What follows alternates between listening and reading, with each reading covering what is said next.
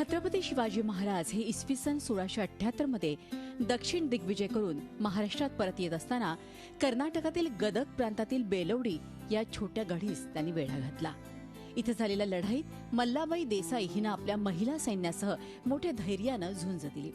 पतीच्या निधनानंतर मोठ्या धीरानं मराठी सैन्याशी दोन हात करणाऱ्या मल्लाबाईला तिचे राज्य मुलांच्या दूधभातासाठी म्हणून महाराजांनी परत दिलं.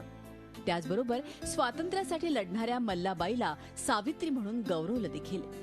शिवरायांची ही आठवण कायमस्वरूपी लक्षात राहावी म्हणून मल्लाबाईनं शिवरायांच्या हयातीत हे जगातील पहिलं शिल्प बनवलं.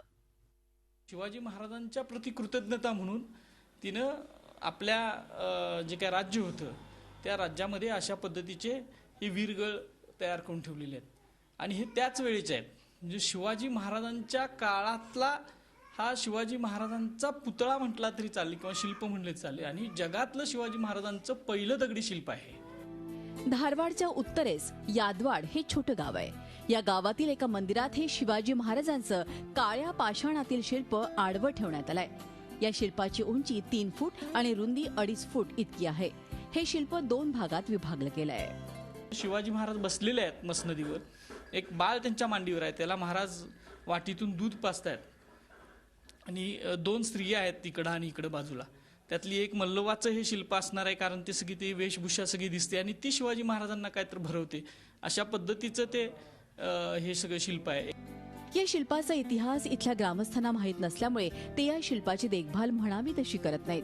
त्यामुळे शिवाजी महाराजांचं हे शिल्प कालांतरानं नामशेष होईल का अशी भीती निर्माण झाली आहे. शिवाजी महाराज आमच्या पण मूर्ती आहे म्हणून सगळ्या लोक बॉम्बे, सांगली, पुणा सगळ्या लोक येऊन फोटो काढून गेल्या.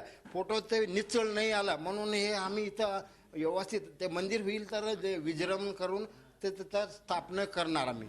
यादवाडचे ग्रामस्थ हनुमानाच्या मंदिराबरोबर या शिल्पाची रोज पूजा अर्चा करतात.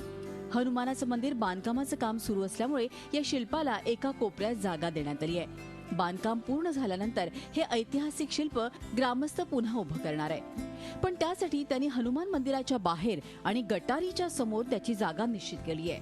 त्यामुळे शिल्पाचं ऐतिहासिक मौल्य धोक्यात आलंय. छत्रपती शिवाजी महाराज जिवंत असताना त्यांच्याच नावाने तयार केलेलं हे काळा पाषाणातलं शिल्प. आता हे शिल्पाची अवस्था बघितली, हे मंदिरातल्या एका कोपऱ्यात हे शिल्प आडवं टाकण्यात आलेलं आहे. यावरूनच या शिल्पाची अवस्था सध्या काय आहे हे आपल्या लक्षात येतं.